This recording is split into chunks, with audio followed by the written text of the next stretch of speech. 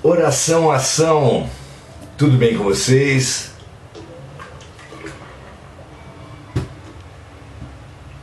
Vamos para a nossa aguinha, que tão bem lubrifica as cordas vocais e que é tão importante nesse momento.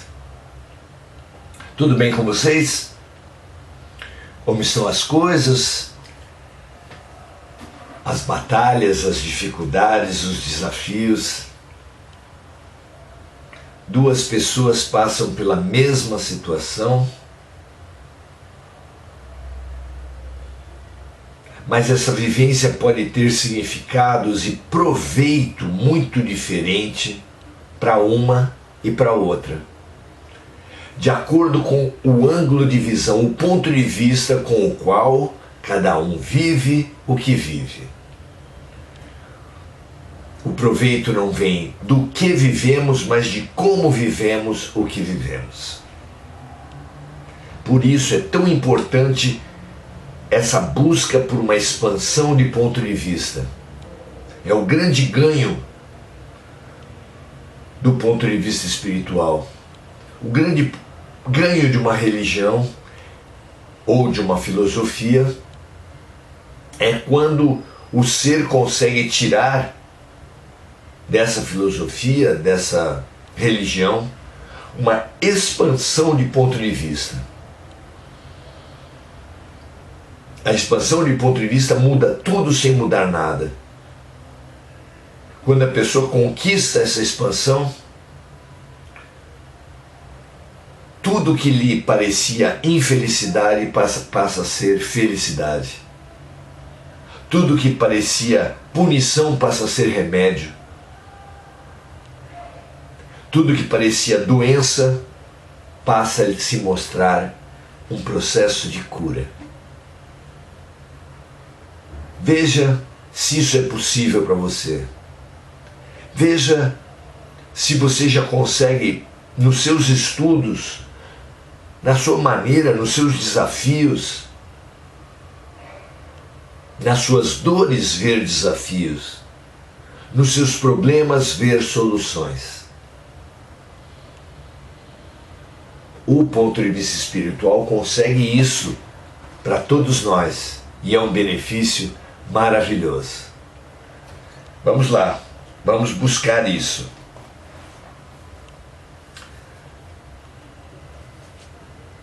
Hoje vamos para a questão 574 e 574A do capítulo 10, que fala sobre as ocupações e as missões dos espíritos. E nós vamos falar sobre a ociosidade. O ócio parece aos homens da terra o próprio paraíso. O próprio paraíso é descrito como um ócio. A figura de alguém sentado ou deitado nas nuvens, ouvindo anjinhos tocar harpa por toda a eternidade. A ociosidade. Isso é o paraíso?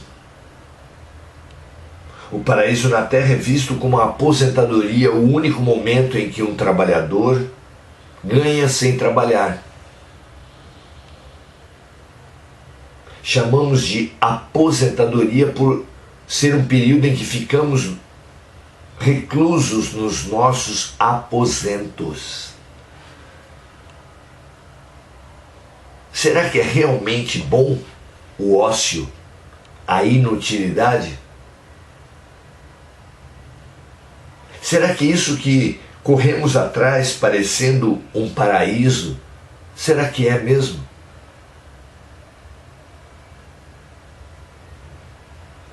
Jesus revelou uma outra lógica, um outro mundo, no qual o maior será aquele que mais servir.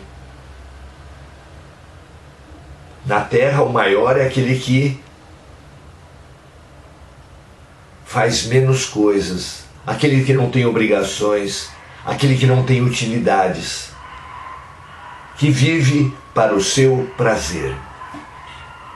Aquele que vive exclusivamente para o seu prazer, sem nenhum compromisso, sem nenhuma disciplina, é visto pela humanidade como o vencedor, o feliz. Hoje nós viemos colocar uma pergunta: será? Mesmo do ponto de vista mais concreto e mais pragmático, você vê como efetivamente felizes as pessoas que não têm nenhuma ocupação já desde a terra? Será que são felizes? Esses que postam fotos em redes sociais, emendando um passeio no outro, um restaurante no outro, um relacionamento no outro, sem consequência, sem profundidade, sem proveito. Jesus disse: conhece uma árvore pelos seus frutos. Será que aquele que em nada contribui a sua própria vida, em nada contribuirá para ele mesmo? Vamos estudar. Questão 574, Kardec pergunta assim: na Terra, qual pode ser a missão das pessoas voluntariamente inúteis?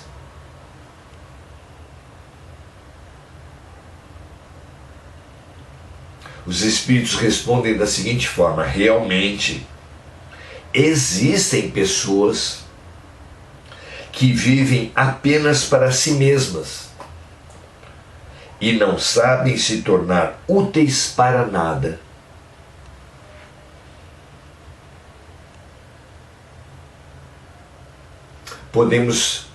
Talvez surja na mente de vocês e na minha mesmo a figura dos nobres, das pessoas de alta sociedade. Mas quem trabalha, quem convive com população de rua, por exemplo, sabe que muitos deles também vivem exclusivamente para si. Que as pessoas que vivem nos bares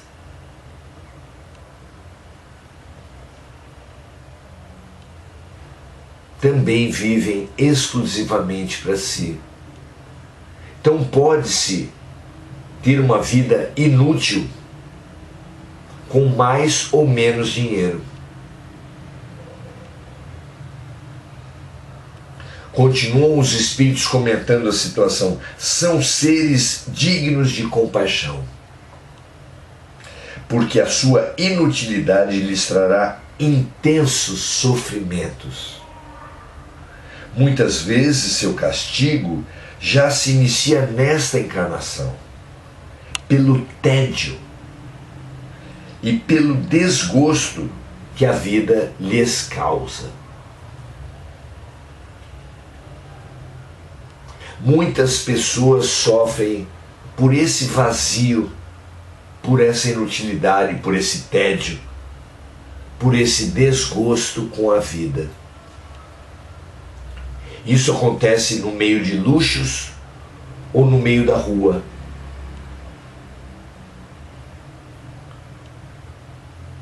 Vidas sem sentido, vidas sem gosto, vidas vazias, vidas inúteis.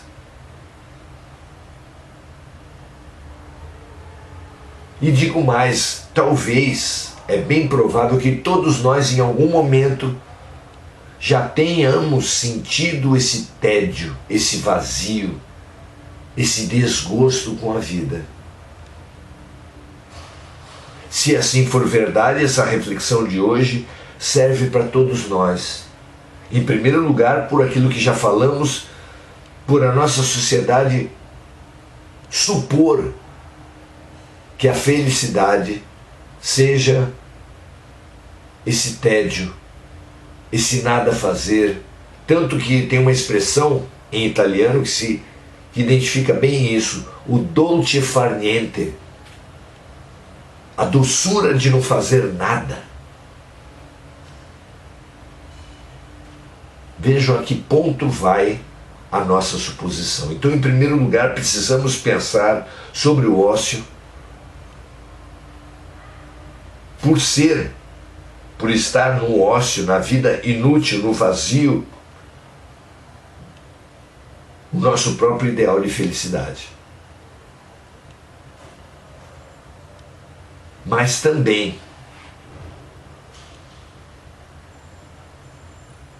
precisamos pensar no ócio, na inutilidade, no vazio, porque além disso constituir o nosso ideal de felicidade, é a nossa realidade de angústia, de perda de sentido, de desistência direta ou indireta da vida.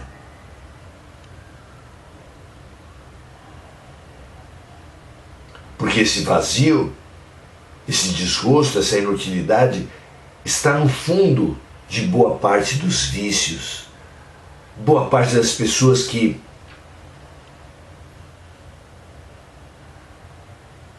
descarrega adrenalina na própria vida, no próprio corpo.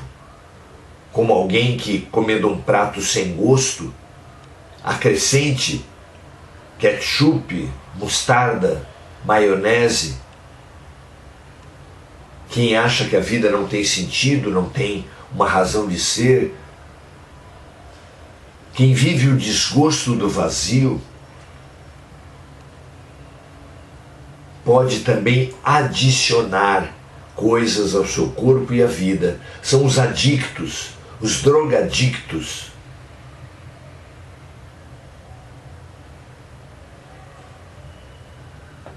Que, porém, não conseguem dar um sentido para a vida, não conseguem dar um gosto para a vida, já que a droga, as diferentes drogas, aumentam o vazio, aumentam a perda de sentido, indicando aumentar as sensações, diminui, torna o paladar, a alegria, o prazer, torna a alma insensível. Veja em você, nas pessoas à sua volta, se isso não é verdade.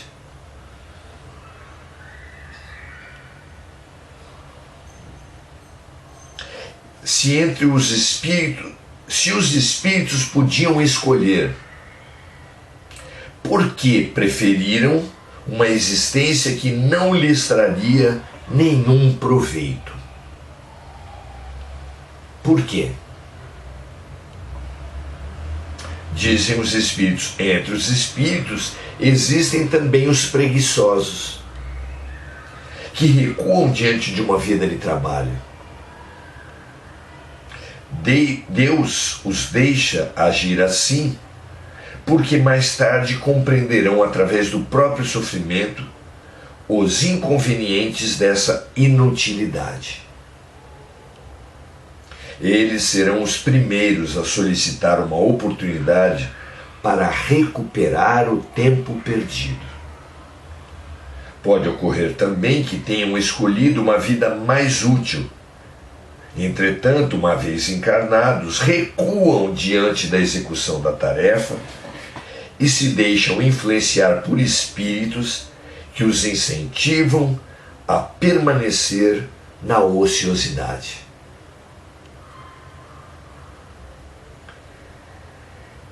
Curiosa é a atitude de algumas pessoas diante da literatura espírita.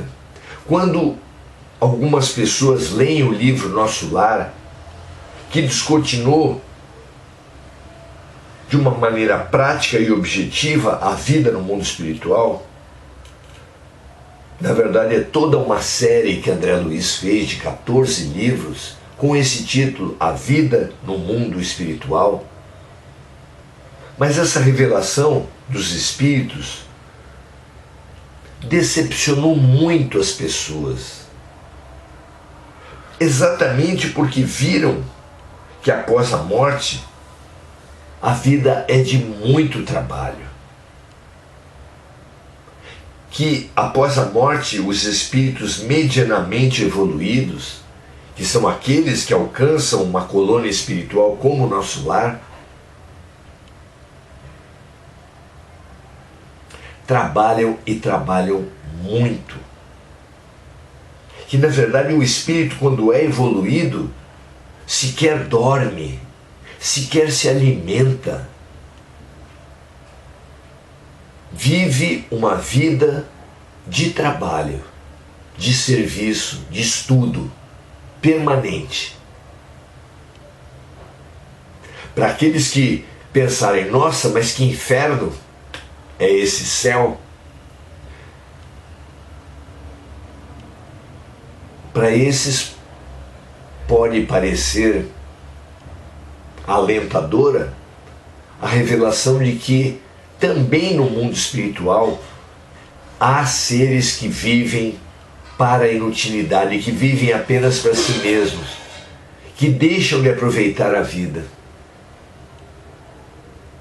Mesmo Jesus tendo avisado há 2000 anos que o maior será aquele que mais servir. Mesmo Jesus deixando entender, meu pai trabalha até hoje e eu trabalho também. Mesmo Jesus informando que somos uma família universal, na qual os realmente maiores zelam, cuidam, trabalham, servem os espiritualmente menores.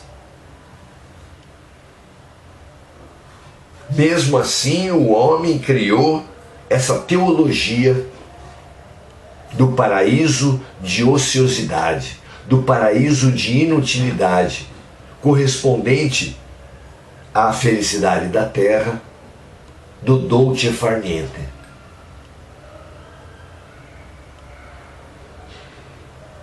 Há toda uma redescoberta da importância do trabalho a ser feita por todos nós. Há toda uma redescoberta da alegria de ser útil a ser feita por todos nós. Porque a alegria dos prazeres, a alegria sensorial, é uma alegria animal, que gera dependências. São as drogas, são os adictos.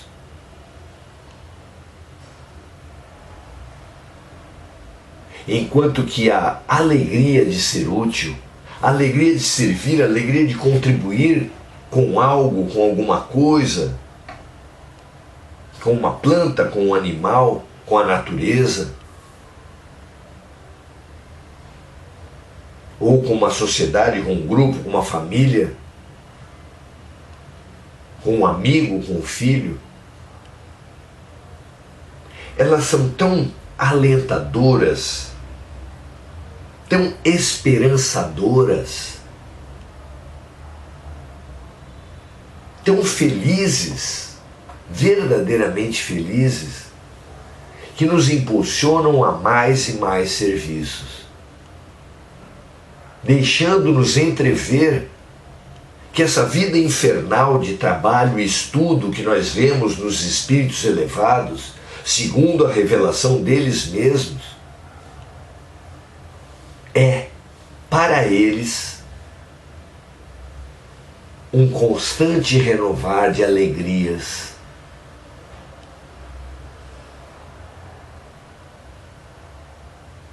Porque a suprema alegria, a suprema felicidade, a suprema realização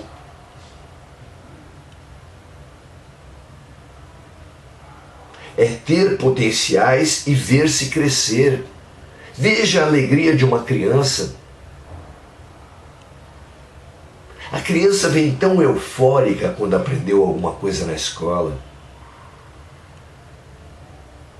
E depois o adolescente, no seu primeiro emprego, vem tão pleno do seu primeiro dia de trabalho,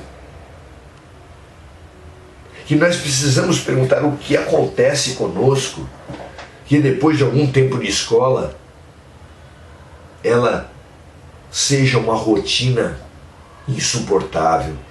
Depois de algum tempo de trabalho, ele seja uma sucessão de frustrações. É que nós temos como expectativa do trabalho e do estudo uma ideia de que não se realiza. As nossas expectativas frente ao estudo são de ter recompensas do próprio sistema, recompensas de nota, medalhas, troféus, dos elogios da comunidade escolar. Assim como temos expectativas do trabalho de ganhar mais e mais dinheiro, de subir, de ver nossa capacidade reconhecida pelo sistema, pelos patrões, pelos chefes, pelos colegas. E isso não acontecendo, sobrevém a frustração. A frustração. A frustração.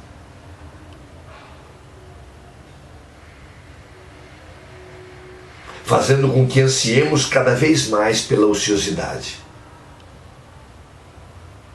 Na nossa cegueira.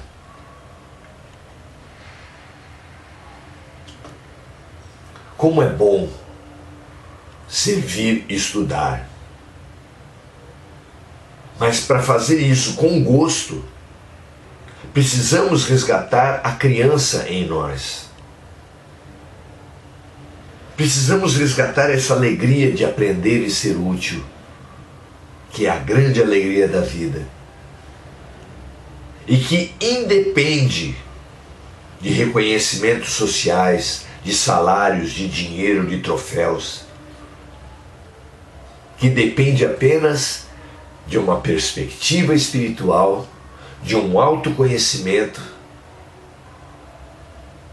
que veja, que sinta, que viva para a realização do crescer, do expandir-se, do conectar-se com a fonte de todo bem, de toda alegria, de todo amor, que é Deus, com quem nós nos conectamos exatamente pelo serviço, pelo aprendizado, pela expansão da alma.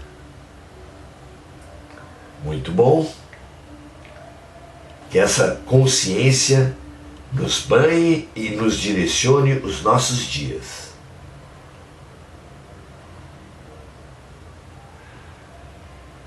Olha o depoimento da Enir aqui, se não é um aprendizado para todos nós. Graças a Deus achei uma maneira de servir ao meu semelhante e estou me sentindo bem melhor. Nós não combinamos, mas essa vivência dela é a prova de tudo que os Espíritos trouxeram, de tudo que nós estudamos hoje. Mônica Silva, Gugu Souza. Augusto diz: eu sempre costumo dizer que se eu não puder ajudar ou ser útil ao meu semelhante, então o que eu estou fazendo nesse mundo a não ser peso sobre a terra. Exatamente, minha amiga Gugu.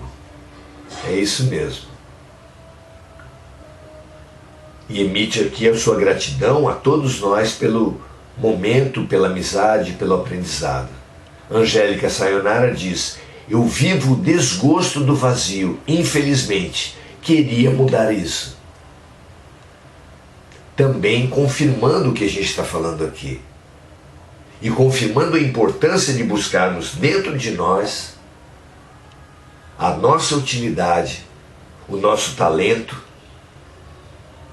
reler a parábola dos talentos de Jesus, dos evangelhos, e ver que aquele que enterrou o seu talento é chamado por Jesus de servo mau e inútil. A mesma expressão trazida hoje aqui pelos espíritos, que atacam aqueles que se entregam à vida de inutilidade. Pense nisso, Sayonara. Descubra o seu talento, desenterre e movimente. Porque é esse que movimentou os talentos, Jesus reconheceu como os verdadeiros vencedores da vida. Mônica, lembrando dos amigos encarnados e desencarnados, vibrando pela paz mundial, vibrando pelas pessoas do Rio Grande do Sul, frente aos quais, os quais são, inclusive para todos nós, um grande chamamento ao serviço, à utilidade, ainda que apenas na mente e no coração, pelas nossas orações. Mas sim, cada pessoa que padece, cada pessoa que sofre, cada pessoa que passa por dificuldades, é um convite a todos nós ao serviço e à utilidade. Domingos, Natalo, desejando linda noite a todos, Adelaide Dias, Maria Lúcia Duarte Gênio. Muito bom. Pensem nisso, compartilhemos essa ideia, esse valor supremo do trabalho, não como um massacre da alma, mas ao contrário, como a realização do ser. E só podemos então, diante do que estudamos aqui, diante da lembrança da amiga Mônica, inclusive, fazer uma oração. Imaginar o mapa do Rio Grande do Sul, imaginar as imagens de casas destruídas, de campos encharcados, de pessoas em desespero, revertidas como campos produtivos novamente, casas reerguidas, pessoas se realizando pelo trabalho, um trabalho novo, porque se a vida destruiu, se Deus destruiu, foi para que recomecemos em novas bases, e para que as pessoas, os moradores do Rio Grande do Sul e de Santa Catarina possam recomeçar em novas bases. Eles precisam dessa esperança, desse ânimo, desse ponto de vista maior que nos foi trazido aqui. Se Deus trouxe a tarefa da reconstrução, para eles mais evidente do que para todos nós, mas que é uma tarefa de todos nós, só pode ser para renovação, para regeneração, para reconciliação com a natureza, com o meio ambiente, reconstruindo novas relações, novas cidades em novas bases. Um novo Rio Grande do Sul nascerá desse. Tenho certeza. Especialmente, muito especialmente, para aqueles que fizerem desse limão uma limonada, que fizerem dessa dificuldade uma oportunidade. Para eles que são moradores de lá e para todos nós que nos solidarizemos com eles, fazendo doações, mandando gêneros alimentícios, roupas, fazendo orações. Que todo o Rio Grande seja banhado de luz nesse nosso momento. Que as pessoas desesperadas recebam a paz de Cristo nos seus corações. Que as pessoas que se deixam intoxicar pela revolta e pela pena de si mesmas vislumbrem, ainda que incompletamente, porque faz parte do nosso estágio, a certeza desse ângulo maior de que não cai uma folha de uma árvore que não seja pela vontade de Deus, e que a vontade de Deus para todos nós e para eles especificamente é da renovação, do ressurgimento, do renascimento. Ótimo renascimento para todos os gaúchos, para todos os moradores do Rio Grande e para todos os doloridos em geral do nosso planeta Terra. Aqueles que vivem nas guerras, nas fomes, nas dificuldades, nos conflitos de todo tipo. Paz e bem para todos nós. Graças a Deus.